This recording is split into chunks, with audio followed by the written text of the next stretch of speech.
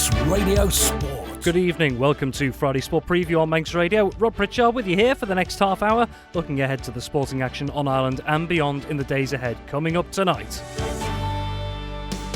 In a weekend of double headers in football, FC Isle of Man are preparing for the first of two pre-season games in less than 24 hours on Ireland tonight. The record-breaking racing may have come to a close at the Southern 100 this week, but solo and sidecar action will continue this weekend in the north of the island. With less than 24 hours to go until the 2025 Ireland Games get underway, we're hearing from a few more of the Isle of Man teams flying the Manx flag. That is all to come this evening.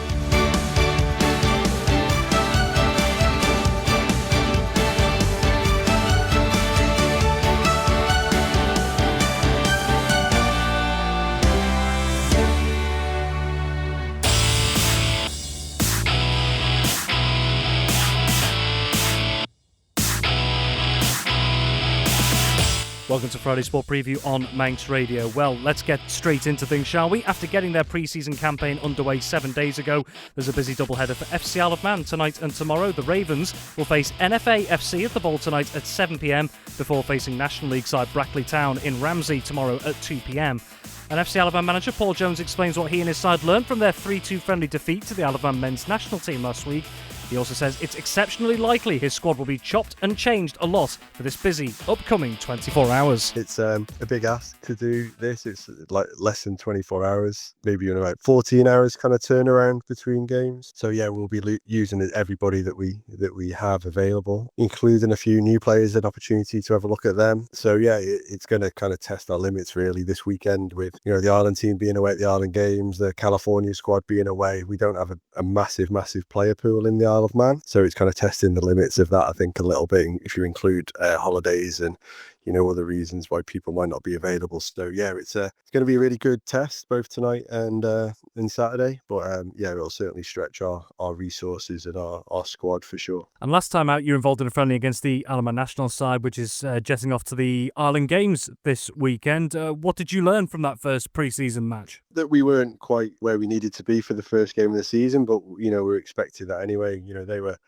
They played at a really good, the Ireland team played at a really good intensity, and we needed that because we hadn't had that test yet, I think. And although there were some things that we saw that were really good and gave us a load of confidence, having that, them being like match fit and ready to go, hopefully, and win a gold medal at the Ireland Games, and us still being, like 2.5-3 weeks into pre-season. Some players had only done 2 or 3 training sessions as part of their pre-season prep, and you could see that kind of rustiness in our play and in somehow how some of the individual kind of actions kind of played out. So yeah, we knew where we were, or we thought we knew where we were, and Friday kind of like showed us that. And the next kind of 2 weeks now through to the start of the season becomes really important, and our match sharpness hopefully will be fine-tuned over that period. Turning then to this weekend, starting tonight, of course, you've already mentioned them, NFA FC, the opponents at the Bowl this evening. So what do you want to see this evening? Yeah, it's it'll be an interesting one, I think, tonight.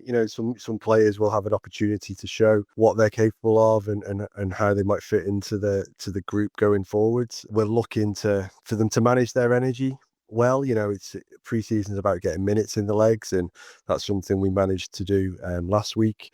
This week, it's hopefully people will get more minutes in the legs and for longer periods of time on the pitch, which is really important.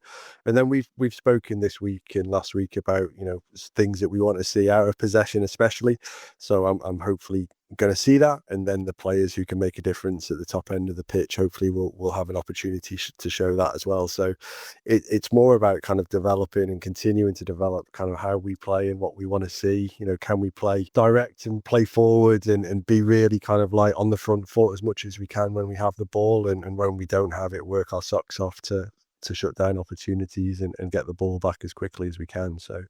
So yeah, it's fingers crossed, touch wood, we didn't quite get away injury free last week, but touch wood, everyone comes through unscathed. It gets really good minutes in their legs, and that's the most important thing in pre-season, is to make sure that we're all fit and ready to go in 2 weeks' time. And then tomorrow, of course, you've got National League opposition coming to the Isle of Man at the Ballyclone Stadium in Ramsey. Brackley Town promoted into the National League at the end of last season as well. So how exciting is it? Not just a challenge, but a prospect for these players to come up against that level of club? I hope they're excited by it. I think Brackley have been the last 2 pre-seasons and we've given them good games. Ultimately their quality is told in those games, but we've pushed them. And I'm looking for us to do that again tomorrow. So hopefully the players will be wearing the shirt tomorrow, really are up for the challenge, and it'll be tough, but I'll have to suffer probably, especially with the weather in the 2 p.m. kickoff against the National League side. It's going to be hard work, but that's what we want. It'll hopefully set us up really well for the festival the weekend after, and all 3 of those games are really, really important towards our preparation ahead of the first league fixture against Litherland on the 26th. And finally, just on a bit of a wider note, we've already spoken a little bit about the changes in personnel that have happened over the summer going into this season, but you alluded to just before as well, the style of play you're looking to implement as well. So how are you managing those expectations in terms of bedding in new players and putting together a different style of play? Yeah, I wouldn't say it's different. I would say it's developing what we've done. It's like progressing what we've done. I think the challenge this pre-season, and we knew it would be like this coming into it, was always going to be access to the players with, as I say, the younger group, the under-19s school squad going to California, and the Island Games squad training with them, and us not being able to work with anyone that was coming into our group until after the Island Games. It does make it more difficult. The group we have worked with have been fantastic, but there's more players than the ones we've worked with this pre-season. So when you look at the league fixtures, we've got 2 games close back to back, and then we've got a bit of a break, and then another 2 games, and then maybe another little bit of a break. So a lot of what we're going to be working on and embedding and getting the players up to speed with, will take through towards past those first 4 games, I think. Manx Radio Sport. FC Isle of Man manager Paul Jones there, head of his side's pre-season doubleheader tonight and tomorrow. First up, NFA FC versus FC Isle of Man, 7 o'clock tonight at the Bowl in Douglas, and then tomorrow, FC Isle of Man versus Brackley Town at the Balaclone Stadium in Ramsey at 2 p.m. Moving on and looking for another racing fix following the record-breaking Southern 100 road races earlier this week. Well, the action is moving to the north of the island this weekend. Rounds 5 and 6 of the Andreas Racing Association Championship are being held at Derby this Saturday and Sunday, with both solo and sidecar machines involved across 2 busy days. Well, many ARA graduates find themselves competing in the likes of the Southern 100, and this year was no exception, with plenty of former and current ARA riders racing at Boulogne. Lee Bartram from the association has been explaining what's in store this weekend and how it felt to see more of their racing prospects impressing down south during the week. It was absolutely amazing. I went down to all the days to watch the Southern this year. Obviously, the weather was unbelievable on Championship Day, and it was great to see some of our competitors up there challenging for podiums, the likes of Marcus Simpson, Grant Thompson, Michael Evans, Paul Cassidy, even Jamie Williams, who's raced with us in the past, and Joe Yeardsley, who's a previous ARA champion.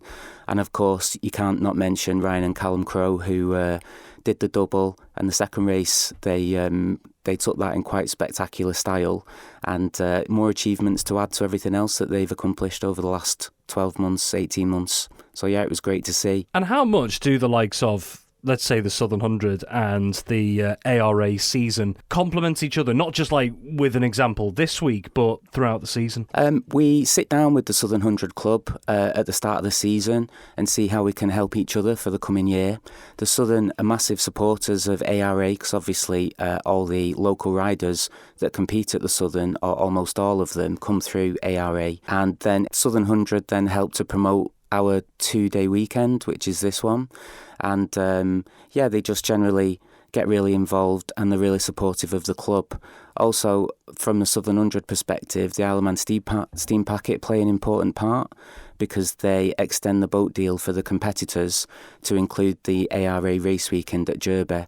So we try to work as close as possible with all the other kind of motorsport organisations on the island, because I think it can only benefit us if we're all working together. Taking racing from the south to the north in the space of a couple of days then. So yes, the doubleheader weekend up at Derby Motordrome. Could you just explain a little bit about what the programme's looking like for Saturday and Sunday? Yeah, sure. So on the 12th and 13th this weekend, it's round 5 and round 6 of the Andreas Racing Association Motorcycle and Sidecar Championships.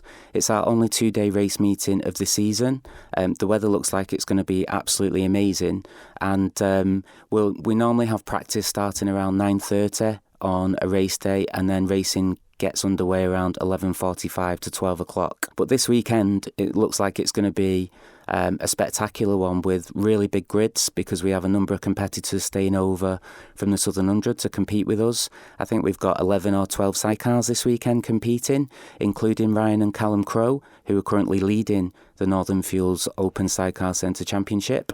And we've got a number of solos staying with us as well. So it's looking like it's going to be a fantastic weekend. Along with the steady number that you get throughout the season, not just on a weekend like this, when you do have those that are maybe involved in the Southern in some way that can come and support the event just for that weekend, 2 or 3 wheeled racing, how good is it to know that you are getting that support, that other people are looking to the likes of yourselves and saying, well, actually, I'm going to get something out of this meeting, not just the Southern 100 early in the week? Yeah, it's fantastic to see, and it gives a lot of the sidecar guys and solo guys, if they do want to stay over, a lot of extra track time, and it also gives them additional signatures towards their licence if they want to try and move up a level, or even, to compete at the Manx Grand Prix, because we do have quite a few competitors, local competitors, who are competing in the Manx Grand Prix this year, which we're very proud of. I think we've had 10 in total over the past 3 years, and this year we've got 6, including Blake Kelly, Wayne Avis, Grant Thompson, Sam Norton, Dale Brew, and 2024 double ARA champion Luke Blevins. So it just kind of goes to show how important the ARA is to motorsport on the island and to the road racing events here. Manx Radio Sport. That is Lee Bartram of the Andros Racing Association ahead of rounds 5 and 6 of the Andros Racing Association Championship up at Derby Circuit this weekend. Saturday and Sunday, 12th and 13th of July. Entry to this weekend's racing at Derby will be £6 for adults, whilst under 16s go free.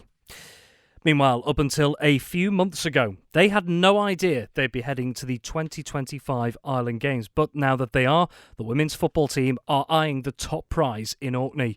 A squad of 20, led by manager Wayne Lisy, will be hoping to build on the bronze medal they managed in Guernsey in 2023. Well, both Mr. Lisy and team captain Becky Corkish were clear when they spoke to Manx Radio recently about what their ambitions are. Well, we're going for gold, Rob. We're not doing it if we're not going for gold, and we've learnt from last year. Obviously, it was Wayne's first Island tournament last time, and I'm sure he's learnt a few things from how the team can get better and what we can do better as players. So, there's no reason why we're not going to go the whole way this time. And again, on what Becky's just said there, Wayne, is the fact that, you've got an Island Games under your belt now. What did you learn as a manager from the last one? Absolutely, I learnt a lot. I learnt that it's not about the starting 11 in terms of the Island Games, it's about the whole squad. Certainly from my point of view, I'll be using the full squad more than I did last time, and that will just keep everyone fresh as well. Becky, on the squad itself, obviously not too many changes from the last games in terms of personnel, but a couple of new faces coming in. Quite generally, how do you rate the strength of the squad this year? I think it's a really strong squad. I think you've got the strength of the players in there, you've got the ability of the players in there, the speed. Each player offers something different, and it really makes the squad as good as it is. Obviously, we're missing Ellie Gordon this year, which is a massive loss due to work commitments.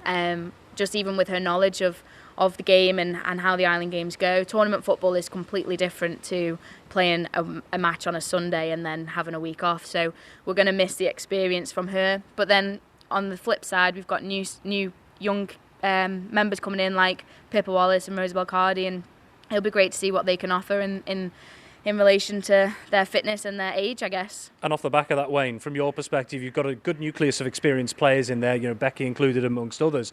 But the fact, as Becky says, there are a couple of younger faces coming in for the first time. How encouraging is that for you as a manager to see more players coming through for the future? Oh, it's fantastic. And there's more to come, to be honest, Rob. I know the junior setup at some of the clubs on the island is really good for the girls, and I know there's talented players coming through. I'd also like to touch on the fact that we've got a couple of players that have come back into the fold that weren't available a couple of years ago. Your Sarah O'Reilly, your Shannon Groves. So they're going to add their experience and their quality back into the squad, as well as the youngsters we brought in. And Becky, between now and the last games 2 years ago as well, obviously the Isle of Man women's team went and won the inaugural Cherry Godfrey Cup over in Jersey as well. So how much confidence did that, I suppose, breed within the squad as well? I know that was 12 months ago, but, a bit of a justification of the qualities you've got. Yeah, definitely. And it also kind of gave us a bit of a idea of where we are currently at with the squad. Even though it was 12 months ago, it's still only broken down a year between the Island Games, whereas before the Cherry Godfrey Cup, we would go the whole 2 years without seeing what the oppositions were like again. Obviously, you had Jersey, Yunnisman, Guernsey. It's good to see where we are at, so we're not kind of blindsided for a 2-year period. It kind of gave us a bit of a stepping stone to know, okay, this is where we're at. We've got 12 months to sort it. Although we obviously didn't think we were going to be going, but it has definitely helped us by going to that tournament. And going into this tournament, Wayne, there is always an element of the unknown, however big or small, about who you're going to be playing, because teams could have changed drastically around you in the last couple of years. So how do you find the balance between sort of trying to know what you can about the opposition, but also making sure that if there are things you can't control, everyone just plays their own game? Absolutely. It's very difficult to set your team up to an unknown. Gozo, for example, I don't think Gozo have even ever been involved in the Island Games, so we've absolutely no idea whether they're what kind of standard they're going to be. So it is very difficult, but we try and train playing a certain way, being able to change that way during a match. So the friendly tomorrow against Kendal, the friendly in a few weeks' time against Yunnisman when we go away, are vital matches to help us get set. And finally, Wayne, looking ahead, we've already got Becky's prediction. You want to go for gold. I don't think that's changed from the last time you all went as well. So from your perspective, from a manager side, what's it going to take to achieve that? It's going to take beating Bermuda at some point during the tournament, without a doubt. They were definitely the strongest team we came up against, and we only lost 1-0. So now that we're better prepared, as far as I'm concerned, we're better prepared. There's no reason we can't get gold. Manx Radio Sport. Elsewhere and among those expected to be very busy at the Games will be the Isle of Man badminton team. A relentless schedule awaits the 10-strong squad, which is expected to battle on many fronts across the team, singles and doubles events. One of those who was part of the team and among the medals at the last Games in 2023 was Matthew Nicholson. He's involved again this year and describes how they've been preparing for what he expects to be a demanding programme. Getting more intense was the last couple of months, or last month or so. So we've had a late change for the team, which obviously disrupted things a little bit, but in general it's going really quite good for people, it sounds like. So especially the ones off Ireland as well seem like they're training well, and the ones here, there's more here this year than there has been, which is good for the Ireland-based players, having more players to train with as well. And coming into this season, there was a little bit of a structure change as well, wasn't there, in terms of how players are brought into, let's say, both the senior and junior pathways, weren't they?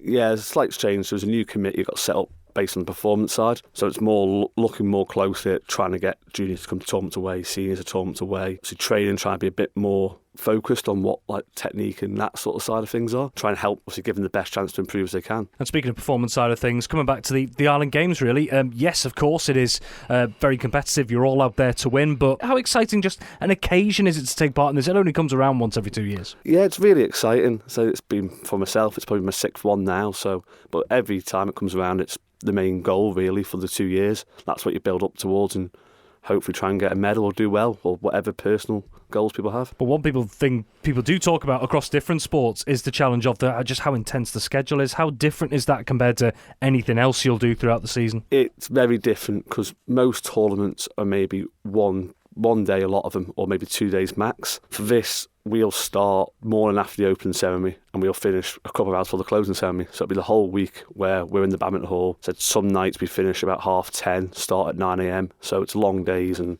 intense schedule, which takes a lot out of you. Also the fact that you as individuals will sometimes be competing across numerous different tournaments in that time, the singles and doubles, whichever there are. So it's not like you've just got to go down the pathway through one. You may be considering having to go down the pathway of trying to dip your hand into 2 or 3 different events. Yeah, so the schedule for some of them would be, we've got the team event first, the first couple of days, and then it's on to the individuals where some will play singles, doubles and mixed, which will include the team events.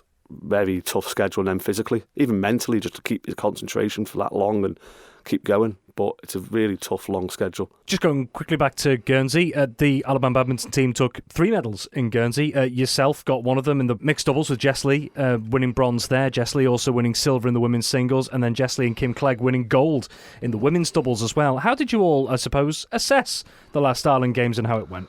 It went well. I said slight disappointment again coming 4th from the team event originally, but obviously with Jess played extremely well in individuals for medaling all 3, which makes a massive difference, even tracking myself to a medal. But it's trying to now build on that and try and maybe get 1 or 2 extra medals if we're lucky. And what would you say about the level of competition? Because like the Isle of Man has had some success, and not just in the last games, but in the previous ones as well. What does it say about the strength of the competition around you? Badminton's usually quite strong because I say Greenland and Faroes are linked to Denmark, which in Denmark, badminton's massive and they get a lot of funding through. So the example would be Faroe Islands, all their club coaches are paid coaches, which the setup there, they've got hard to compete with what we've got here. But for especially like Jess and Kim that have won gold the last 3 and Kim's won gold the last 5 now, really impressive to keep that consistency of being that level up against people that have that setup as well. I'm certainly not going to ask you to make any ultimatums or put any numbers on this, but what would you all consider a successful Ireland Games, do you think? I think the main one originally is going to be straight in, going to try and get a medal in the team event. Obviously, unfortunately, Toby, who's probably been our top guy, is injured now, so he's had to pull out back in March. But there's still a good chance of us getting a medal. I think that's going to be the original aim. And then outside of that, it's try and pick up the same amount of medals individual as we did last time, maybe try and improve it by 1. That's the competitive side again. Everyone wants to win, but also a lot of people talk about with the Ireland Games side of things that there seems to be a real community atmosphere in there as well. Is that something you'd agree with? Yeah, it's something you'd agree with, definitely, especially talking about badminton, how long you're stuck in the hall with everyone stuck in the hall for. You tend to get really good relationships there and really good friendships built up over the years, especially over numerous games. So it is a really good atmosphere to go and it's a really enjoyable environment to be in. Everyone's together for that week. So it's like the open ceremony, the closing ceremony. It's even across the different sports. You see a lot more of the different sports, what you would. It's kind of just badminton. And a lot of people from different islands that you just see every 2 years. And obviously the small states coming in, we see a couple of them now, probably twice every 2 years. But still, it's really good to catch up with people and really good atmosphere. Manx Radio Sport. And finally tonight, a quartet of competitors will be representing the Isle of Man in sailing at this year's Games. In what is a collection of both previous Games competitors and newer faces, the squad will include Jason Hyatt, Letty Hyatt, Teddy Dunn and Bob Love.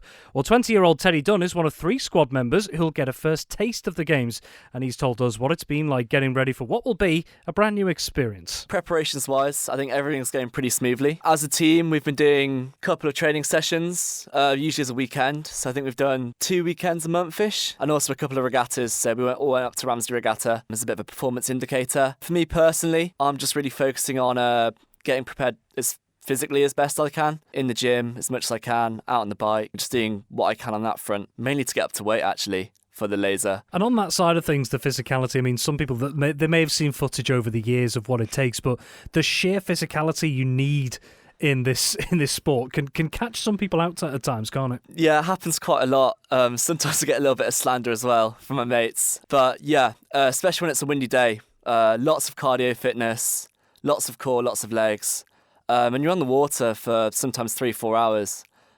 So having that cardiovascular or the aerobic fitness is really, really crucial. And in terms of the team itself, there seems to be a mix yet again this year of a bit of experience, those who've been there and done it with Ireland Games, but also elsewhere, a bit of new blood in there in terms of the Ireland Games, yourself included as well. So how important or how valuable could that mix be this year? I think as a team, it's looking quite good. We've got the likes of Jason and Bob. I know Jason's done 1 or 2 before. Bob's doing sailing events most of his life. Then you've also got me and Letty Hyatt. We're both a bit younger, more fresh into the sailing sport. But I think as a team, we can really share that information and combine the more physical aspect and the knowledge aspect of sailing. It should work well. In terms of what's going to be on offer at the Ireland Games, and also more generally in terms of what you do throughout the year, what do you enjoy most about the sport of sailing? To try and describe it to someone who maybe doesn't know it as well as you. Yeah, that's a really, really tough question, but a good question. I love sailing absolutely to bits. I think it's hard to put into words. I think being in the sea, especially, is quite lovely, quite relaxing, soothing at times. I think it's a sport of many attributes almost. So I don't think I ever really get bored. Every day is different, and I think you're always learning. And it's not just all physical thing, it's a mental thing, and super, super nice, like after a day of racing, to talk through what you did, why that was better, why that was worse, and what you can change. So I think it's a sport where you're always learning, always developing. Back to the Ireland Games then. Now, in terms of logistics, I mean, people talk about having to get their equipment to and from venues and stuff like that, but sailing is sometimes in a bit of a league of its own with regards to that. So how have you all found getting everything organised to get everything to Orkney to get set up in time? Yeah, but I definitely have to thank Donald Edwards so much. He sort of runs that sailing side, and he's been an absolute superstar with regards to logistics and stuff. With regards to all our kit, I think that's going in a team van on the way up. The plane, I think you're only allowed to have 6 kilograms of luggage or something because the runway is so small, which is quite cool to think about. But yeah, kit's been sent up in the van. And then with regards to boats and equipment and that sort of thing, Orkney provides it, which is really, really awesome for us. But we're going to go up there a bit earlier, give ourselves a day or two to check over all the equipment, hopefully get on the water and go from there. Excellent. And then that brings me on to, I suppose, what the ambitions are. And I'm not going to ask you to name any ultimatums or any specific predictions. We never do that in terms of because so many things can happen no matter what sport you're in. But have the likes of yourself and the rest of the team set personal goals or not? I reckon everyone's got sort of idea in their head of how they want to do. But sailing's different. Day in, day out, you can get different conditions. You can have tough days, you can have good days. But it's quite hard to predict what's going to happen, especially with the wind. For me, I'm just going to get there and just take it day by day, perform the best I can and see what happens from there. Like to do well, but it's really, really hard to predict. You don't know who else is going from which islands. So, yeah. And just finally, on that point, in an ideal world, again, you can be as specific or as vague as you like, but what would you personally class as a successful Island Games? In a perfect world, I'd really, really love to get on the podium. I think that'd be really, really awesome. But we'll see. Big fleet, could have some really, really good sailors up there. Thank you for joining us on Friday Sport Preview this week. And don't forget, the 2025 Island Games, just 24 hours to go now until it gets underway in Orkney. And here at Manx Radio, we'll have you covered throughout on what's heading your way from Orkney as well. We will be bringing you the dedicated Island Games 2025 live blog here on Manx Radio. All the news as and when it happens, minute by minute, updates, medals, interviews and more. Besides, from the 12th to the 18th of July, that'll be going live on the Manx Radio website, manxradio.com, from tomorrow morning. So please, if you do want to stay in touch with all that's happening in Orkney as and when it happens, don't forget the dedicated live Island Games 2025 blog on Manx Radio. And also as well, if you want to listen back to extended interviews with the teams, Manx Radio Sportscast at manxradio.com for that as well. Thank you so much for joining us. Have yourself a wonderful Friday and a wonderful weekend as well. But from me, until next time, it is bye for now. Manx Radio Sport.